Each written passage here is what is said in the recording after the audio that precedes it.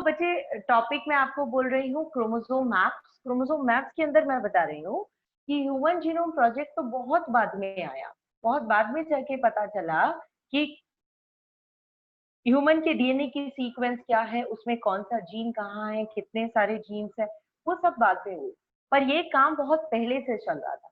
बहुत पहले से जब काम चल रहा था तो मेंडल ने काम शुरू किया, मेंडल ने जीन के ऊपर काम किया। बाद में वही चीज कुछ और साइंटिस्ट आए, स्विटन आया, बोवरी आया, इन सब ने यही चीज क्रोमोसोम के ऊपर है। तो बात ये है कि क्रोमोसोम मैप आपको रिप्रेजेंट क्या करता है। क्रोमोसोम मैप आपको बताता है कि एक क्रोमोसोम के ऊपर कोई भी जीन कहाँ पर लोकेटेड है, जीन की लोकेशन बताता है। साथ में इस जीन का किसी दूसरे जीन के रेस्पेक्ट में डिस्टेंस बताता है। तो मैप क्या होता है? जो आपको आइडिया दे, जो आपको गाइड करे कि कौन सी चीज कहाँ पर है, कौन से। अगर हम अपने कंट्रीज का मैप देखते, वर्ल्ड का मैप देखते, तो हम क्या कहते हैं? यहाँ पे ये कंट्री यहाँ, ये कंट्री यहाँ है, दो कंट्रीज आपस में कितने डिस्टेंस पर है, एक दूसरे से कितनी दूरी पर है, तो वही तो कहते हैं। तो यहाँ कह रहे क्रोमोसोम के मैप्स बना रहे हैं, यानी हम क्रोमोसोम के ऊपर जीन की लोकेशन एज्यूम कर रहे हैं, अप्रॉक्स आइडिया ले रहे हैं, और ये हम साथ में ये भी देख रहे हैं, किसी दूसरे से कंपेयर करके भी देख रहे हैं कि भाई अगर मेरे पास 3 जीन है, ए जीन, बी जीन और सी जीन, तो मेरे ये ए बी सी जीन मेरे क्रोमोसोम पर कहाँ कहाँ लोकेटेड है, कौन सा जीन किसके पास है, ए वाले जीन के पास में सी है या उसके ज्यादा पास में बी है, और बी और सी की दूरी क्या है, मतलब समझ गए आपको। तो क्रोमोसोम मैप पे हमें एक क्रोमोसोम के ऊपर जीन को लोकेट करना है, साथ में इस जीन का डिस्टेंस देखना है हमें और जीन के रेस्पेक्ट के अंदर। This is called chromosome maps. तो यही आपको बोला हुआ है। आप लोग अगर नोटबुक्स अपनी चेक करेंगे तो वहां पर मैंने लाइन लिखवाई हुई है, it is linear graphic representation.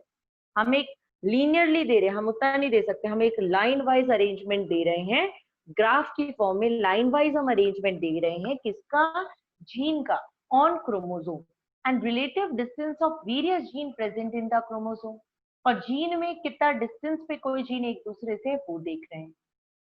तो भाई बच्चों, मॉर्गन का स्टूडेंट था, मॉर्गन था जिसने ड्रोसोफिला पे वर्क किया था, तो मॉर्गन का स्टूडेंट था। उस स्टूडेंट का नाम भी याद करो, उसका नाम था एल्फ्रेड स्ट्रूवेंट। आपको मैं बता दूं, ये क्वेश्चन अभी जो नीट आया था लास्ट ईयर, उस नीट में आया था ये क्वेश्चन, एल्फ्रेड स्ट्रूवेंट का नाम। क्रोमोसोम मैप्स किसने दिए थे? सो एल्फ्रेड स्ट्रूवेंट जो था, उसने काम किया इनके ऊपर, उसने दिया। उसने कहा भाई मेरे टीचर ने मुझे पढ़ाया है, मॉर्गन का स्टूडेंट है तो मॉर्गन की बातें तो उसको पता है। उसने कहा मेरे टीचर ने कंसेप्ट दिया था लिंकेज का, और किसका कंसेप्ट दिया था? रिकॉम्बिनेशन का। अगर आपको दो कंसेप्ट क्लियर है तो आपको सारी चीजें क्लियर है। कहते हैं मेरे टीचर की दी हुई दो बातें, टीचर्स की बातें इसीलिए ध्यान से देनी चाहिए, सुननी चाहिए। देखो पता लगा कोई डिस्कवरी कर दो कल को जाके तुम भी, है ना। तो कहते हैं मेरे टीचर ने दो बातें दी, कौन कौन सी? लिंकेज और रिकॉम्बिनेशन। उसने कहा मेरे टीचर ने बताया अगर कोई भी दो जीन साथ रहते हैं, अगर उनके साथ रहने के चांसेस बहुत ज्यादा है, मान लो मैं कहूँ इसके साथ रहने के चांस 80%, फॉर एग्जाम्पल अगर मेरे टीचर ने कहा किसी के साथ रहने के चांसेस ज्यादा है, इसका मतलब उनके बीच में डिस्टेंस बड़ा कम है। जिनके बीच में बच्चे मैंने हर बार ये बताया, जो पास पास होंगे उनके साथ जाने के चांस ज्यादा है। आपके पड़ोस में कोई रहता है, ठीक है, आप 3 क्लासमेट्स हो, एक क्लासमेट आपके पड़ोस में रहता है, एक बहुत दूर रहता है, तो आपका जो साथ वाले घर में क्लासमेट रह रहा है उसके साथ कहीं पर भी जाने के चांसेस ज्यादा है कि आप दोनों ज्यादा जगह साथ पाए जाओ। क्यों? क्योंकि उनके बीच में डिस्टेंस कम है। दूसरा कंसेप्ट बोला मेरे टीचर ने कहा था रिकॉम्बिनेशन। ध्यान इधर, मेरे टीचर ने कहा था रिकॉम्बिनेशन। मेरे टीचर ने रिकॉम्बिनेशन में क्या बताया था? भावना, सारी बातें अभी कर लोगी? रिकॉम्बिनेशन कहता है मेरे टीचर ने क्या बताया था कि अगर दो जीन के साथ रहने के चांस बहुत कम है, ठीक है, और उसके अलग अलग जाने के चांस ज्यादा है, रिकॉम्बिनेशन के चांस ज्यादा है, इसका मतलब वो बहुत दूर है। अगर मैं कहूँ रिकॉम्बिनेशन के चांस ज्यादा है, इसका मतलब डिस्टेंस ज्यादा है। अगर लिंकेज के चांस ज्यादा है, इसका मतलब डिस्टेंस कम है। ये बात आपको बताई थी। Distance between gene, distance between gene, जितना ज्यादा डिस्टेंस उतना ज्यादा, जितना ज्यादा डिस्टेंस उतना लिंकेज कम। जो दूर है उनके लिंक होने के चांस कम। तो inversely proportional to linkage and directly proportional to recombination, ये बात याद रखनी है आप। ये किसी भी फॉर्म में पूछी जा सकती है, बात बड़ी इंपॉर्टेंट है, लिंकेज और रिकॉम्बिनेशन टॉपिक में भी आती है। So distance between gene is inversely proportional to linkage and directly proportional to recombination. यानी अगर डिस्टेंस ज्यादा है तो लिंकेज कम होगा, डिस्टेंस ज्यादा है रिकॉम्बिनेशन ज्यादा है, राइट। इस बात को फायदा उठा के एल्फ्रेड स्टूवेंट ने क्या दे दिया भाई, मैप्स दे दिए, उसका नाम आ गया। देखो कैसे दिए उसने मैप्स, जरा बात कर लेते हैं। मैं कहती हूँ आपके पास 3 जीन है, मैं आपको जीन बता रही हूँ। आपके पास अलग अलग जीन है, आपके पास जीन है ए और बी। मैं कहती हूँ ए और बी जो है उसके बीच का जो डिस्टेंस है वो मान लो है 70%, ठीक है। दूसरा कोई जीन है ए और सी, उसके बीच का डिस्टेंस है मान लो 50%, ठीक है। और मैं कहती हूँ बी और सी के बीच का डिस्टेंस है मान लो 20%। तो मैप बना सकते हैं इस चीज से। कैसे बनाएंगे भाई, ए अगर यहाँ है तो बी कहीं वहां होगा, और इनके बीच कितनी चांसेस है, 70 की दूरी हो, और ए और सी के बीच 50। ए से सी बना देती हूँ, यहाँ 50 होगी और बचा हुआ बी सी है। देखो 50 हो गया, ये 20 हो गया, ये तो इसका मतलब 70 हो गया। ये सारा डाटा चेक करो, हो गया। ए बी 70, ए सी 50 और बी और सी 20। आ गया ना मैप। क्या इस बात से आप बता सकते हो कौन सबसे ज्यादा लिंक रहेगा? इससे हमें पता लगता है बी और सी सबसे ज्यादा पास है, तो इनके एक साथ जाने के चांस सबसे ज्यादा, इनके लिंकेज के चांस सबसे ज्यादा लिंकेज शो करेंगे बी और सी, सबसे ज्यादा। इसके बाद ए और सी के चांस है, और लास्ट में चांस है ए और बी के। जहां तक है ए और बी तो रिकॉम्बिनेशन करेंगे, लिंकेज नहीं करेंगे, ठीक है। तो बच्चों इसमें क्या किया हमने, इसमें हमने जीन की लोकेशन बता दी और जीन को एक दूसरे से दूरी बता दी, कौन जीन किसके पास, कौन जीन किसके दूर। हम एग्जैक्ट नहीं बता रहे क्रोमोसोम के ऊपर, बस हम तो एक दूसरे से कंपेयर करके बता रहे हैं। Is it clear? मतलब आप 3-4 बच्चे हो तो मैं ये नहीं कह रही कि वो वहां रहता है, वो वहां रहता है। मैंने तो बस ये कह दिया वो बच्चा उसके घर के पास रहता है, वो बच्चा उसके घर से बहुत दूर रहता है। Are you getting? ये है क्रोमोसोम मैप, ठीक है। सो क्रोमोसोम मैप आपको जीन के बारे में आइडिया दे देंगे कि कहाँ पर क्या है। क्रोमोसोम मैप से हमें पता लग जाएगा कौन से जीन लिंकेज ज्यादा शो करेंगे, कौन से जीन रिकॉम्बिनेशन ज्यादा शो करेंगे, वो हमें पता लग जाएगा। जीन की सीक्वेंस की ऑर्डर हमें आइडिया लग जाएगा। हमें पता लग जाएगा अगर उसका बीच का हिस्सा निकला तो कितना लॉस है, साइड का निकला तो कितना लॉस है। किसी भी क्रोमोसोम के कोई भी पार्ट के मिस होने का हमें आइडिया लग जाएगा, ठीक है। और जब जीनोम पूरा बनाया होगा उसमें भी हमें आइडिया रहा होगा, ह्यूमन जीनोम में हमें आइडिया लग गया होगा इससे कि भाई ये वाला जीन होगा, है कि नहीं। इन क्रोमोसोम मैप्स को नापने के लिए मैप यूनिट्स दी जाती हैं, जो मैंने आपको लगाया है। अगर कोई 1% क्रॉसिंग ओवर शो करता है, 1% क्रॉसिंग ओवर मतलब क्या, रिकॉम्बिनेशन, यानी दूर दूर हो जाता है। अगर कोई 1% क्रॉसिंग ओवर शो करता है तो उसके लिए 1 मैप यूनिट यूज करते हैं या 1 सेंटीमॉर्गन यूनिट यूज करते हैं, ठीक है। ये इसके ऊपर बच्चों क्वेश्चन था नीट में, यहाँ से 2 क्वेश्चन आए थे इसी बार के नीट में, बता रही हूँ अभी अभी जो हुआ था इससे जस्ट पहले। इस बार तो हुआ ही नहीं है ना इस साल, तो लास्ट ईयर जो नीट आया था वहां पर 2 क्वेश्चन थे। एक तो एल्फ्रेड स्टूवेंट का नाम था और एक मैप यूनिट के ऊपर क्वेश्चन था। ये 1% वाली 1 सेंटीमॉर्गन है। अगर 100% क्रॉसिंग ओवर ही होगी तो इसके लिए वर्ड यूज करते हैं मॉर्गन, 1 मॉर्गन हो गई। अगर 10% होती है तो 1 डेसी मॉर्गन हो जाता है। इनमें से किसी एक यूनिट का बात पूछा गया था, तो वो ये था। ठीक है, हाँ जी, जिसने पूछा था क्रोमोसोम मैप, किसने पूछा था? विवेक ने पूछा था, यश ने पूछा था?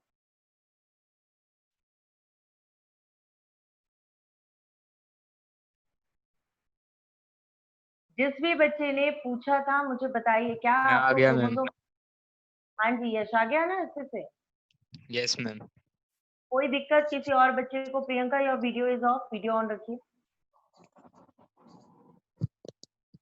चलो, पहला टॉपिक हमारा क्लियर हो गया। और ये ऐसा नहीं कि यश को नहीं आता, बहुत सारे, मैक्सिमम ऑफ द स्ट्रेंथ उनको ये नहीं आता था।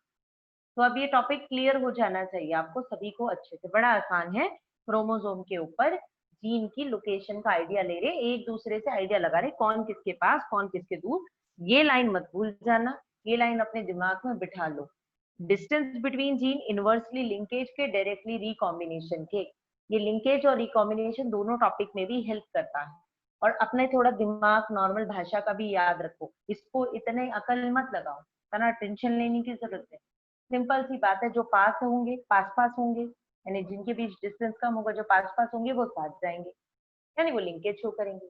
दूर हो गए तो लिंकेज शो नहीं करेंगे, वो रिकॉम्बिनेशन शो करेंगे, है कि नहीं? चलो भाई, अगली बात करते हैं। नेक्स्ट मुझे कहा था बाइनोमियल एक्सप्रेशन के बारे में, आपने कहा था कि मैम जो पिनेट स्क्वायर दिए रखा है, देखो पिनेट स्क्वायर तो कुछ नहीं है, एक स्क्वायर बॉक्स है जो एक साइंटिस्ट था रेगिनाल्ड सी पिनेट, उसने दिया था। वो रेगिनाल्ड सी पिनेट ने क्या बताया था, उसने कहा कि भाई बड़ी दिक्कत आती है आप लोगों को क्रॉस क्रॉस करने में, एक इधर से लिया एक इधर से लिया, तो आप ऐसा करो कि आप क्या करो, आप स्क्वायर बॉक्स ले लो, बॉक्स की मदद से बॉक्स के ऊपर एक साइड कोई एक गैमेट लिखो, दूसरी साइड दूसरे पेरेंट की गैमेट लिखो और क्रॉस कर दो, तो आप आसानी से आपको पता लग जाएगा। ये था रेजिनाइल सी पिनेट का दिया हुआ पिनेट स्क्वायर, जिसको हम डायहाइब्रिड क्रॉस में बड़ा कॉमनली यूज करते हैं। बट आपका जो क्वेश्चन है वो है इसका बाइनोमियल एक्सप्रेशन। तो वैसे पेपर में आने के चांस इसके बहुत कम है, बट स्टिल हमें हर चीज आनी चाहिए। तो सुनिए क्या चीज है बाइनोमियल एक्सप्रेशन।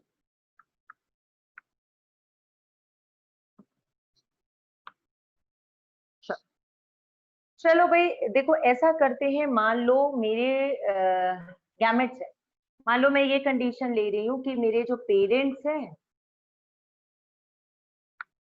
ठीक है, वो ऐसे ही, नेक्स्ट जनरेशन निकालो। अगर पेरेंट ऐसे हैं तो गैमेट कैसे बनेंगे? टी स्मॉल टी, ऐसा बनेगा कि नहीं बनेगा? ऐसा ही बनेगा। तो क्या मैं ये कह सकती हूँ कि मेरे पास हाफ गैमेट तो कैपिटल टी है? इसको छोड़ो, पहले इससे पहले और थोड़ी सी बात बता दूं। मेंडल के मोनोहाइब्रिड क्रॉस को सोचो, मेंडल का मोनोहाइब्रिड क्रॉस क्या था भाई? पेरेंट लेते हैं एक टॉल कैपिटल टी, एक ड्वार्फ स्मॉल टी, उसके गैमेट बनते हैं कैपिटल टी अलग कैपिटल टी अलग, वो वाले गैमेट क्या बने? स्मॉल टी,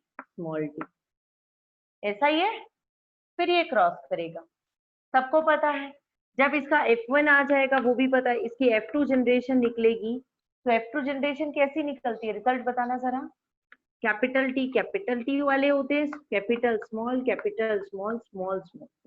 पूरा क्रॉस नहीं किया है मैंने, ये तो बहुत छोटे बच्चों वाला क्रॉस है, आता होगा आप लोगों को, सबसे पहला ही क्रॉस है, आता है ना?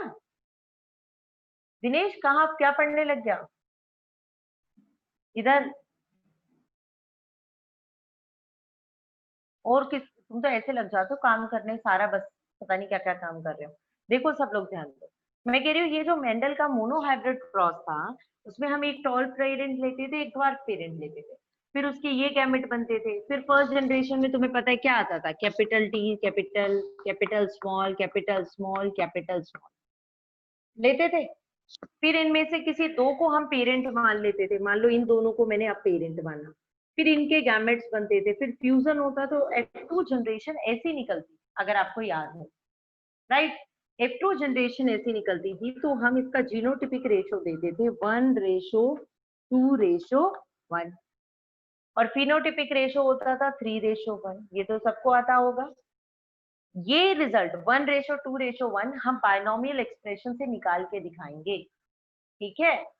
हम एक बात मान के चल रहे हैं कि भाई जब फर्स्ट जनरेशन थी तो जो गैमेट थे, 4 गैमेट में से 2 बार कैपिटल टी वाला था, यानी और 2 बार स्मॉल टी, यानी आधे गैमेट कैपिटल टी थे और आधे gamete small T. This is what I am going to consider. Half of the gametes were capital T, half of the gametes were small T. इस बात में किसी को प्रॉब्लम है या है कि नहीं? हाफ गैमेट 4 में से 2 कैपिटल टी है, यानी आधे कैपिटल टी है, और आधे गैमेट क्या है? Small T. कोई प्रॉब्लम है इस बात को? मैं यही वाली बात ऐसे निकालने की जगह बाइनोमियल एक्सप्रेशन से निकाल दी, ठीक है। चलो देख लेते हैं जरा क्या कुछ करना है बाइनोमियल एक्सप्रेशन में। तो अभी मैंने आपको बताया प्रूफ क्या कर रहे हैं। सो देखो, कहते हैं जैसा कि मैंने अभी बताया, हाफ गैमेट कैपिटल टी और हाफ गैमेट स्मॉल टी, ये है मेरे पास, राइट, दिस एंड दिस। कहते हैं फॉर्मूला यूज करते हैं। कौन सा फॉर्मूला यूज कर लूं मैं? कहते हैं ये वाला फॉर्मूला लगा दो, ए एक्स, इसको ए मान लिया, इसको एक्स मान लिया, प्लस बी वाई का स्क्वायर। अगर मैं इस फॉर्मूले को यूज करूं, तुम ये फॉर्मूला छोड़ो, तुम नॉर्मल देखो भाई, आधे गैमेट ये, आधे गैमेट ये, स्क्वायर किया, इनको आपस में क्रॉस करा, स्क्वायर किया। मैथमेटिक्स है, मैथ से सॉल्व करनी है। इसका स्क्वायर करो, इसको मैं ओपन करके लिख रही हूँ, इसको 2 बार लिख लूं, half capital T plus half small T multiply by half capital T plus half small T. इसी बात को खोल के लिख लिया मैंने, कोई परेशानी तो नहीं है, राइट। चलो अब इसको और सॉल्व कर लेते हैं जरा।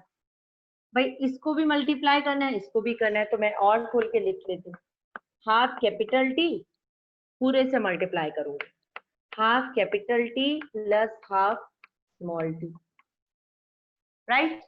पहले इस वाले को इससे मल्टीप्लाई किया, अब इसको इससे मल्टीप्लाई कर दो, plus half small T, half capital T plus half small T. Simple maths है, कुछ नहीं किया, इन्हीं को आपस में क्रॉस कराना है, तो 2 बार लिखा। अब इसको ओपन कर लिया, इन दोनों को मल्टीप्लाई करना है ना, एक बार इस वैल्यू को पूरे से मल्टीप्लाई किया, एक बार इस वैल्यू को पूरे से मल्टीप्लाई किया, सॉल्व कर ले बच्चे। Half capital T, half capital T क्या बन जाएगा? 1/4 कैपिटल टी बनेगा। प्लस में प्लस आ गया, इन दोनों को मल्टीप्लाई करो, क्या बनेगा? 1/2 इंटू 1/2 कितना हो गया? 1/4 capital T small T, right. ये वैल्यू हो गई, एक वैल्यू हो गई ये।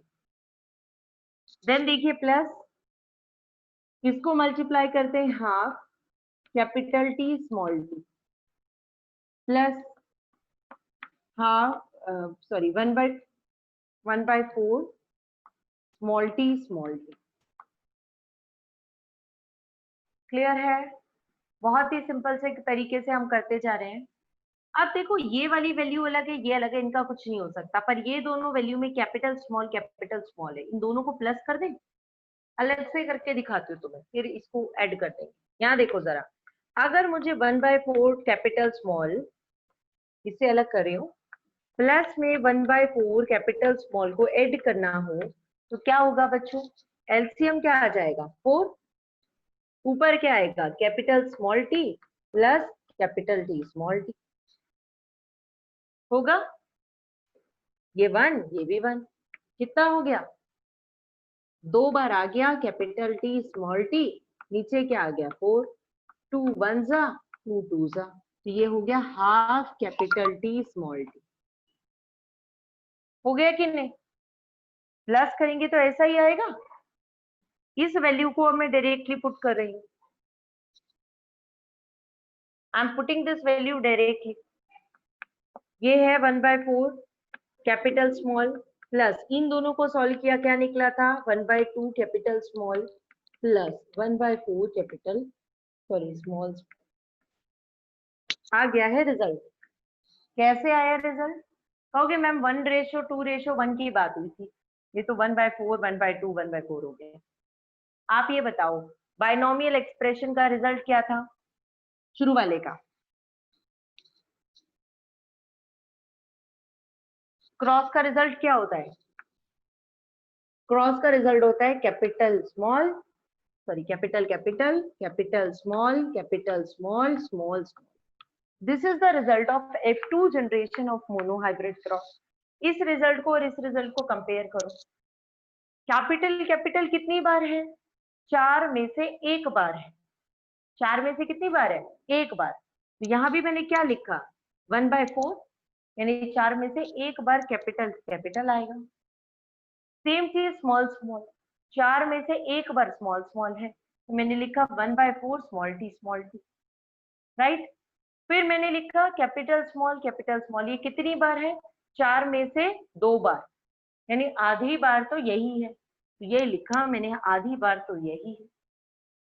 Can you compare the result? ठीक है बच्चों, पेपर में जहां तक है ये नहीं पूछा जाएगा। जिन बच्चों को समझ आ गया वो बहुत अच्छी बात है, परेशान ज्यादा होने की जरूरत नहीं है इस चीज के लिए। आपको कोई नहीं कहेगा कि बाइनोमियल एक्सप्रेशन करा के दिखाओ, बहुत ही रेयर चांसेस है किसी के मन में ही कुछ आ रही थी हो तो पूछ ले तुमसे तो अलग बात, अदरवाइज कोई नहीं। ठीक है हाँ जी, जिसका डाउट था क्लियर हुआ?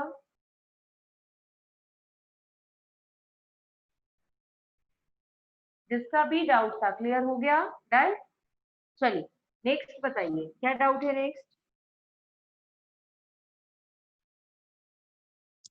मैम मॉर्गन कंट्रीब्यूशन वाले में था एक लाइन थी, he suggested that specific gene are associated with specific chromosome, ये क्या है? यस बिल्कुल, मॉर्गन ने जब कंट्रीब्यूशन दिया और मॉर्गन ने बताई क्रोमोसोमल थ्योरी ऑफ इनहेरिटेंस, तो उसने एक लाइन लिखी थी मॉर्गन की थ्योरी के, आप पॉइंट से याद करेंगे तो उसमें एक पॉइंट है that a specific gene is associated with a specific chromosome. बिल्कुल सही बात है भाई, जो जीन होता है हर एक जीन वो एक पर्टिकुलर क्रोमोसोम पे है, ऐसा नहीं कि कोई भी जीन किसी क्रोमोसोम पे हो सकता है। भाई जो जीन क्रोमोसोम 1 पे हमारा पाया जाता है, मान लो हाइट का जीन क्रोमोसोम 1 पे है फॉर एग्जाम्पल, तो हाइट का जीन क्रोमोसोम 1 पे ही रहेगा। अगर क्रोमोसोम 1 है तो वो वाला हाइट का एक्सप्रेशन हो गया, अगर वो नहीं है तो पता लगा उस पर्सन की हाइट ही नहीं बढ़ी, क्योंकि जो जीन होना चाहिए वो जीन हर जीन अपने अपने क्रोमोसोम पे फिक्स है, हर जीन अपने पे रहेगा, हर जगह पे नहीं मिलेगा। ठीक है यश?